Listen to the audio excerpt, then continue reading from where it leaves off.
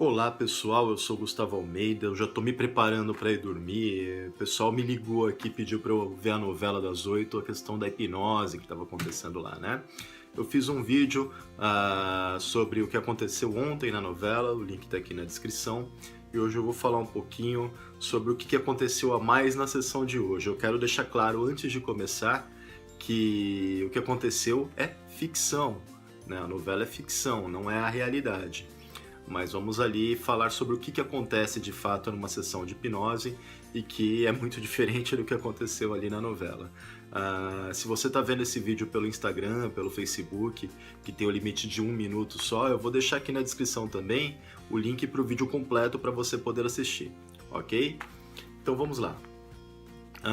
Primeiro ponto, eu peguei já o trem meio andando, que o pessoal me ligou, já estava passando a hora que eu mudei o canal da televisão.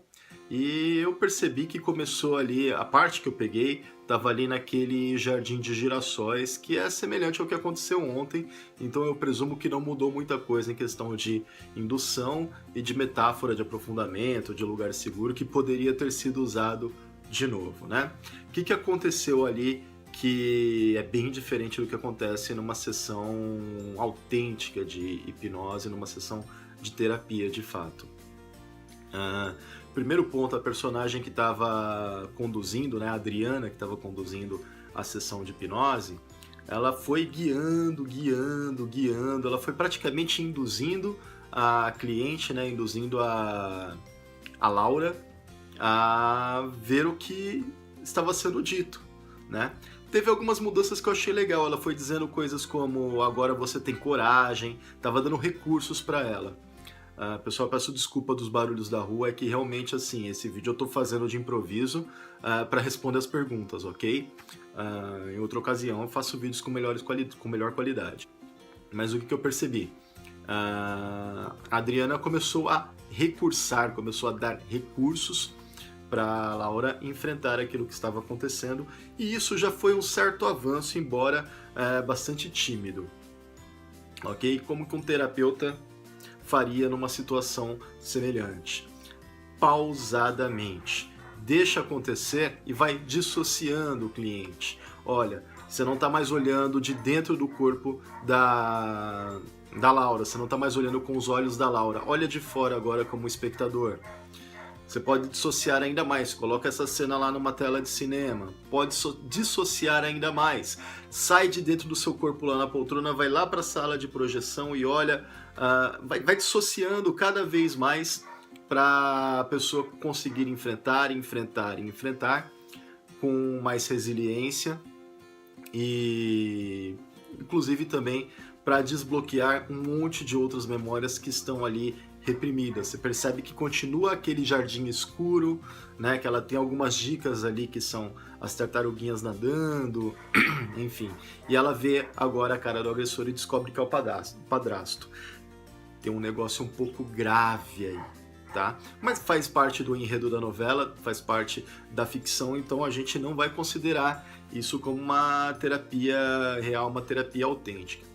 Numa terapia real, numa terapia autêntica, nenhuma das lembranças acessadas a gente considera elas forenses, né? Inclusive porque a imaginação pode preencher lacunas com coisas que ela acredita que sejam coerentes com aquilo, que acredita que estavam lá, mas não necessariamente estejam. Se eu perguntar para você, por exemplo, sobre o seu primeiro dia de aula na sua escola, na sua escolinha, quando você era criança, você deve estar lembrando agora da sua sala de aula, da professora, você pode estar lembrando que tinha um quadro, que tinha uma lousa, mas você não lembra o que estava escrito na lousa, você nem sabia ler.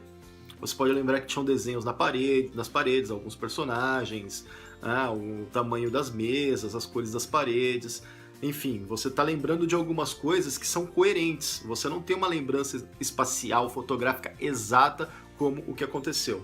Você deve lembrar sim das emoções que você sentiu, talvez por você ter tido amiguinhos novos para brincar, brinquedos que você não tinha em casa, ou você pode ter sentido medo, pode ter por alguns momentos se sentido abandonado pela sua mãe que te deixou na escola, né? Pode ter tido aquele choque, aquele conflito de não poder ligar a televisão no canal que você queria, ou ir na geladeira pegar o seu Danone, ou você pode ter se divertido a beça quando você entrou na escola e viu aquele brinquedão no parque.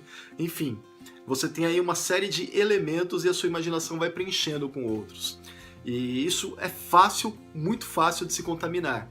Então um terapeuta ele não fica conduzindo as coisas, né? Se eu perguntar para você agora, naquela sua sala de aula, onde estava o aquário, você sabe que não tinha o aquário, mas a sua imaginação acabou de colocar esse aquário em algum lugar. Presta atenção, né? Se eu disser que se eu perguntar por que esse aquário era redondo, o aquário acabou de ficar redondo. Se eu perguntar por que o único peixe que tinha no aquário ele era azul marinho, eu estou inserindo informações na sua imaginação.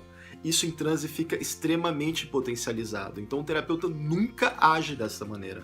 O terapeuta ele faz perguntas durante a regressão, para a pessoa começar a recobrar aquelas memórias, aquelas lembranças, começar a construir e aí sim ter o que realmente interessa na regressão, que é o evento que causou aquele problema. E como que a pessoa vai lidar com aquilo, como a pessoa vai enfrentar aquilo de um jeito novo para dar um novo aprendizado no subconsciente. A Laura, na novela, ela emergiu da hipnose sem recurso nenhum. Ela não emergiu tratada, ela emergiu com uma informação nova, né, com uma informação que ela não tinha, que numa situação real. Ali na novela, tudo bem, pode ser que seja isso mesmo, mas numa situação real poderia ser uma informação falsa, né? Pode acontecer durante a hipnose da pessoa ver um agressor que supostamente tem a cara do tio, do padrasto, do pai, da mãe, e sair da hipnose acreditando que ela sofreu um abuso por aquela pessoa, e muitas vezes isso não aconteceu. O Gerald Kein, que é o fundador do Instituto Omni, ele conta uma história, contava, né, ele não está mais entre nós, mas ele contava uma história de uma cliente dele que, numa regressão, estava no quarto dormindo, quando o tio entrou no quarto dela e abaixou as calças, e quando a criança viu aquilo, quando a pessoa viu aquilo na regressão, o terapeuta que estava atendendo, eu não lembro se era ou não o Jerry, mas era o Jerry que contava essa história, o terapeuta perguntou, mas e aí, ele abusa de você? E imediatamente a pessoa tem aquela cena, aquela imaginação preenchida de que houve um abuso. E isso deu boletim de ocorrência, deu polícia, deu investigação, deu uma série de coisas, até que, investigando se é verdade, todas as pessoas que estavam presentes na casa naquele dia confirmaram essa história. O que houve é que, de fato, ela estava dormindo, de fato, o tio estava bêbado, estava tendo uma festa na casa aquele dia. O tio, ele subiu as escadas procurando pelo banheiro, entrou pela porta errada, entrou no quarto da menina e ele urinou no canto da parede. O que é uma situação traumática, uma situação horrível, mas é bem diferente de um abuso sexual.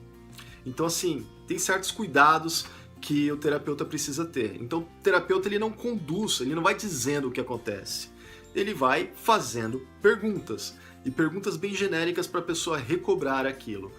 Perguntas típicas que o terapeuta vai fazer durante a regressão. É dia ou é noite? Você está dentro de um lugar ou está fora? Com o que se parece esse lugar? Presta atenção em alguma coisa que esteja mais perto de você, alguma coisa que está mais longe. Percebe se você está sozinho ou se tem mais gente com você. No caso de ter mais gente com você, com quem que se parecem essas pessoas? Tem alguém que se parece com alguém que você conhece? Com quem? E o que está acontecendo? O que você está fazendo nesse dia? O que está acontecendo que faz com que você se sinta da forma como você está sentindo? Olha de fora agora. Traz a pessoa presente, a pessoa adulta, a pessoa que está no aqui e no agora. Traz ela viajando no tempo até aquele momento. Coloca ela do lado da criança e pede para ela olhar de fora o que está de fato acontecendo com aquela criança. Né? Muitas vezes os nossos traumas são traumas que são simplesmente situações com as quais a gente não tem resiliência para lidar. Por exemplo, o primeiro dia de aula, como eu expliquei há pouco. Você pode ter um primeiro dia de aula delicioso e pode ter um primeiro dia de aula traumático, achando que foi abandonado pela mamãe, sendo privado de coisas que você gostaria de fazer, tendo um adulto estranho que você não conhece, dando ordens do que você vai fazer e o que você não vai. Então, assim, aquilo para uma criança que não tem resiliência pode ser um evento traumático. E claro que existem eventos catastróficos, né? Como um acidente de carro, como uma calamidade, como violência, abuso, um assalto, enfim, tudo isso acontece na humanidade. Mas a gente tem que partir do pressuposto que a hipnose ela não é um processo para investigar um crime. Claro que existem situações específicas onde isso é utilizado. Aqui no Brasil tem um policial civil lá em Curitiba, um delegado, eu não me recordo o nome dele, mas ele tem feito um trabalho excelente com hipnose forense. Mesmo assim, ele faz isso num processo que traz para ele dicas de o que perguntar, para quem perguntar, onde investigar. Ele não toma aquilo como evidência, né? Não é bem assim que as coisas funcionam. Enfim, nesse sentido, tome o que aconteceu na novela muito mais para o lado da ficção do que de fato o que acontece num consultório de hipnose, de hipnoterapia, ok? Por fim, uma coisa assim que foi gritantemente ruim, a gente nunca emerge o paciente, o cliente de um transe num estado ruim. Mesmo que o cliente tenha passado por uma situação absurda, mesmo que esteja acabando o horário dele, mesmo que já tenha ultrapassado o horário do próximo cliente, o que a gente faz é, primeiro, desmanchar qualquer situação, qualquer estado ruim daquele cliente e colocar nele recursos positivos, deixar aquele cliente bem, dar sugestões de bem-estar, coloca de novo ela lá no Jardim dos Girassóis, faz ela passear mais um pouquinho, brincar mais um pouquinho ali, se sentir bem, se sentir feliz, se sentir pronta para continuar o dia, mesmo sabendo de novas informações, mas que essas informações não estraguem o dia dela, não façam com que ela fique pensando nisso, chorando, tendo sonhos ruins, né? Se você precisou interromper, você vai continuar tratando numa próxima sessão, mas de qualquer maneira você emerge o cliente sempre bem. Toda sessão de hipnose ela tem que acabar com o cliente no estado de bem-estar, no estado de felicidade, ou num estado pelo menos onde ele tenha recursos para não sair dali pior do que ele entrou. A gente sempre termina a sessão com o cliente melhor do que como ele chegou. Ok, pessoal? É isso por hoje. Tem perguntas para mim? Coloca aqui nos comentários e na medida do possível, que eu também não é toda hora que eu consigo ver a novela, eu faço outras coisas também, não é toda hora que eu consigo ficar postando vídeo, mas eu vou explicando tudo para vocês. Ok, pessoal? Um grande abraço!